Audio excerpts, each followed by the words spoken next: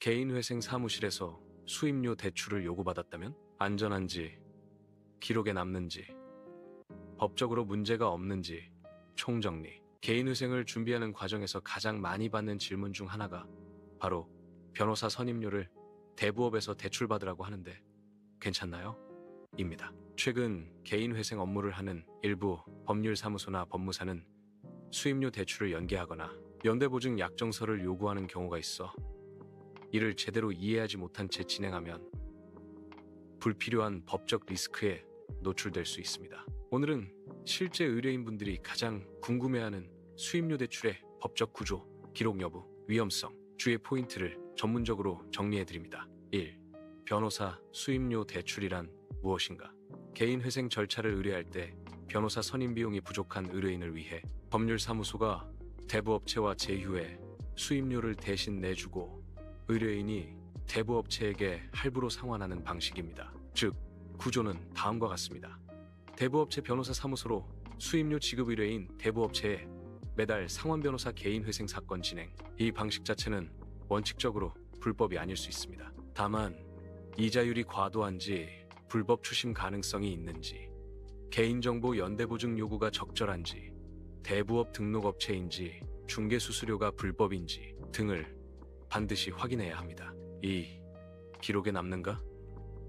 금융기록에 남습니다.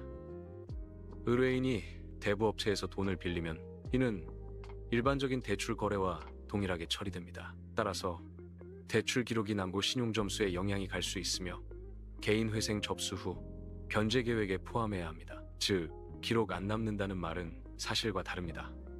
3. 수임료 대출을 이용하는 것이 불법인가?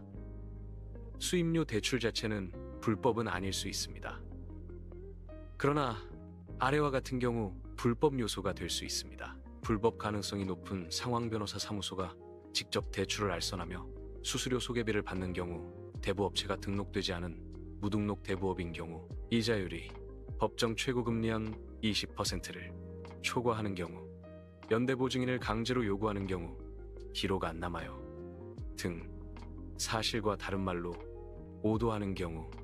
4. 개인회생 사무실을 선택할 때 반드시 체크해야 할 5가지 일. 선임료 대출 강요 여부 정상. 사무실은 대출을 꼭 받아야 한다고 강요하지 않습니다. 이 대출 이자율 법정 최고금리 20% 이하인지 반드시 확인해야 합니다. 3. 대부업 등록 여부 금융감독원 대부업 등록 조회를 통해 확인 가능합니다. 4. 사무실에 실제 담당자 변호사, 이름 변호사가 직접 사건을 관리하는 지서류 작성이 법무사 직원이 전부 처리하는지 확인하세요. 5. 연대보증 요구는 위험 필요 이상으로 연대보증을 받는 곳은 매우 주의해야 합니다. 5. 개인회생을 앞두고 가장 위험한 구조. 대출받아 변호사비 내고 그 대출까지 회생에 포함시키려고 하는 방식. 일부 사무실은 수임료,